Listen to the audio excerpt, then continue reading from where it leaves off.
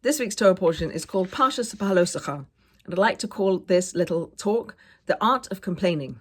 At the beginning of this week's Torah portion, the Levites, they complained to God. We also want to bring gifts. All the other tribal leaders brought gifts to the tabernacle, and we didn't get to do that.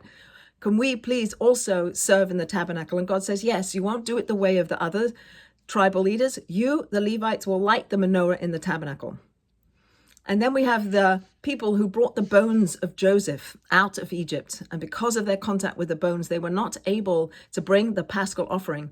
And God says to them, don't worry, I'll give you a second chance. There'll be a second Pesach for you where you can bring that offering because you want that closeness through the offering, and I'll give it to you.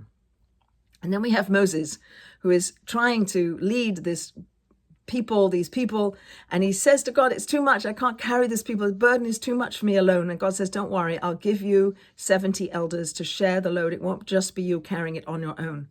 So here's complaining that led to a solution. I'll give you extra help. I'll give you the second chance. I'll give you a different job that's right for you. So this is complaining that leads to a solution. And then we have the people who are complaining about the manna, this rarefied, beautiful, perfect food that came from the heavens that the people ate when they were in the desert. So perfect that it was completely absorbed by their bodies. There was no waste. They didn't need to go to the bathroom while they were in the desert. Perfect food. And they're complaining. We want the meat we had in Egypt. We want the lemon, the melons, and all these foods that they dreamed about that they had in Egypt. They don't want the food that God is giving them in the desert.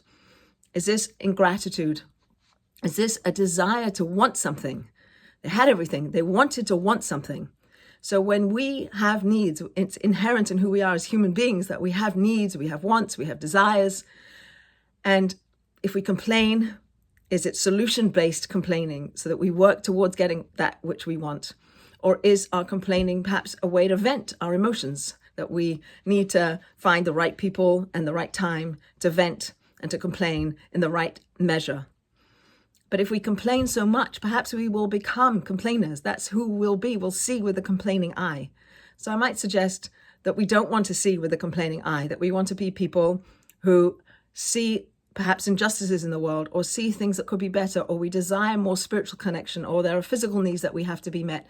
And we try to have solution-based complaining such that we change the situation. And if it changes so we get what we want, great. But if we don't, do we become angry and bitter, or do we become grateful and accepting?